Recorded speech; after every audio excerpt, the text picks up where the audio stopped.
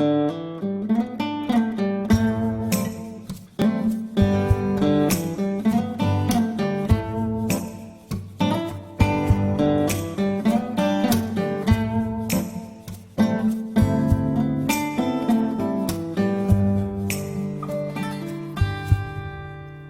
peut aller, ça va, un peu stressée par les préparatifs, etc., fatiguée, mais ça va, je tiens le bout et ça va.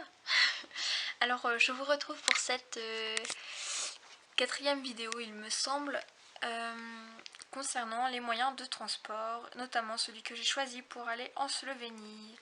Alors à la base, il faut savoir que je voulais prendre l'avion.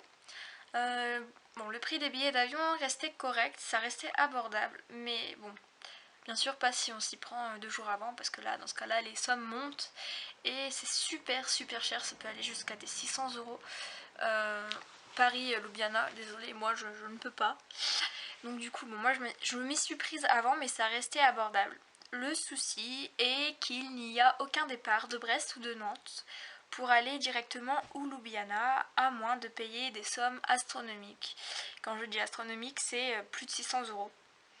Alors du coup, l'option qui s'est offerte à moi pour rejoindre Paris était d'y aller en voiture avec mes parents et ensuite de prendre le billet d'avion.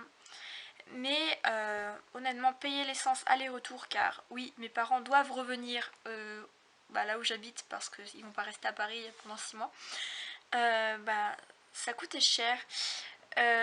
Du coup, le covoiturage, moi personnellement, j'étais pas trop pour, sachant que les horaires ne coïncidaient pas, que Blablacar c'est bien, mais on peut pas prévoir genre 2 mois avant. Et moi, je suis pas quelqu'un qui va comme ça au feeling. J'aime bien préparer les choses, être organisée, et je prépare pas cette aventure depuis 8 mois pour rien. Ensuite, du coup, pour moi, c'était mort. Pas d'avion, pas de voiture, on n'y allait pas, c'est trop cher. Du coup, une amie m'a parlé d'un système de transport très abordable, appelé Flixbus, donc comme son nom l'indique, c'est en bus. Si vous ne connaissez pas, allez jeter un coup d'œil sur le site, car les prix là-bas sont vraiment plus qu'abordables. J'ai trouvé ça super intéressant. Et si vous ne connaissez pas, vraiment allez-y. Vous pouvez faire Quimper-Milan pour seulement 52 euros. Vous trouverez pas mieux. Enfin, même en covoiturage, ça reste un petit peu plus cher. Mais le souci pour moi donc est qu'il n'y avait pas de destination Quimper-Ljubljana, donc j'ai dû rebondir et trouver encore une autre option. Et j'y vais donc en train. Voilà.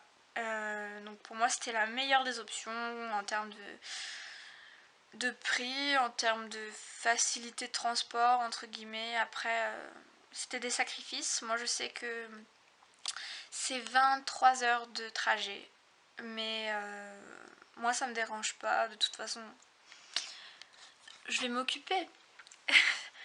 Et j'y vais donc en train. En effet, je partirai donc le 18 février à 8 h du matin et j'arriverai à Paris-Montparnasse à 13 h.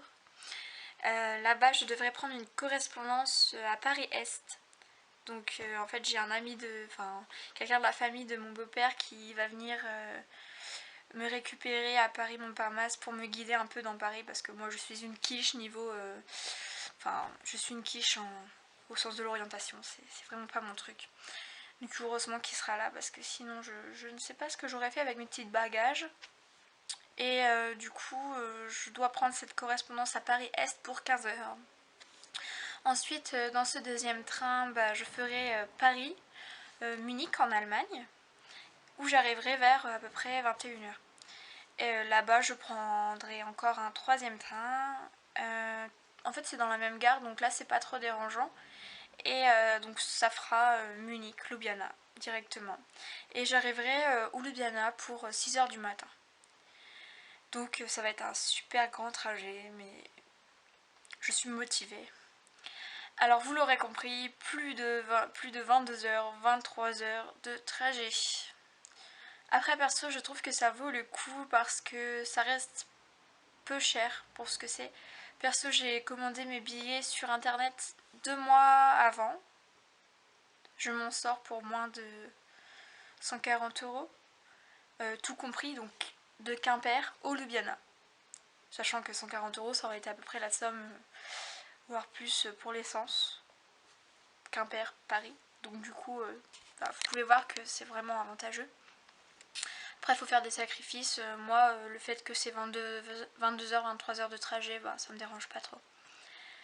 Alors sinon, j'attire votre attention sur le fait que si vous commandez sur internet vos billets de train, faites attention parce que la carte bleue qui sert à payer vos billets de train doit être celle qui récupérera les billets. Donc pour ma part, si je m'y étais pris tardivement et que j'avais souhaité récupérer les billets le jour J à la gare d'Allemagne, j'aurais été bloquée car ce n'était pas ma carte bleue qui avait réglé l'achat sur internet. Je n'aurais pas pu prendre mes billets et du coup je serais en Allemagne coincée toute seule. Heureusement, je me suis arrangée avec la SNCF qui a pu me retrouver grâce à mon numéro de dossier pour me faire les impressions de billets de l'étranger en France. Et j'ai donc actuellement mes 3 billets de train avec moi, donc Quimper, Paris, Paris-Allemagne, Allemagne-Ljubljana. Donc je suis assez contente.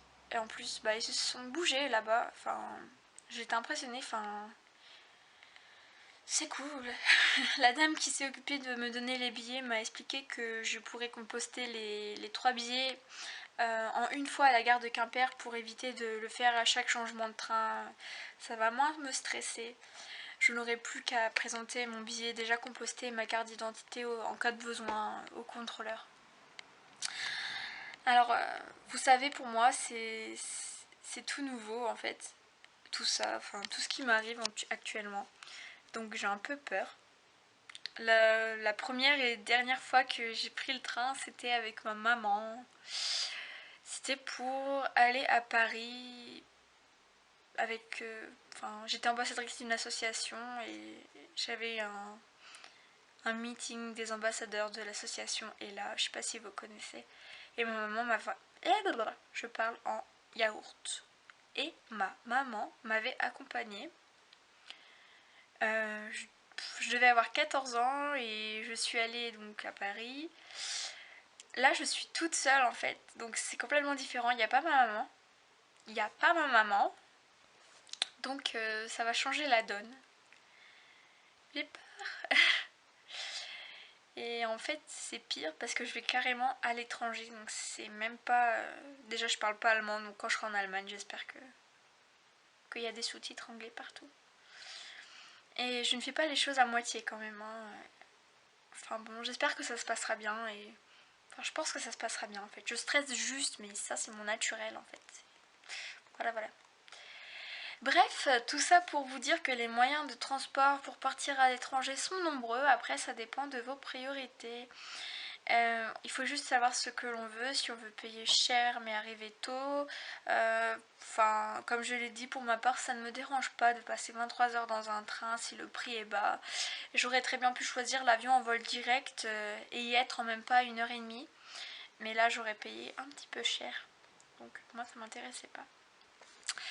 Voilà, voilà. Alors je pense que ma prochaine vidéo concernera la couverture sociale à l'étranger, notamment celle que j'ai choisie moi, c'est-à-dire la SMEBA. Donc j'espère que j'aurai le temps de vous faire un petit topo là-dessus prochainement, même si je suis actuellement débordée, mais ça va le faire, je vais réussir. Et je pense que ça sera assez court. Enfin, juste pour vous expliquer 2-3 choses, je pense que c'est intéressant. Et sur ce, je vous embrasse et je vous souhaite une bonne journée ou soirée. Bisous bisous et gros bisous.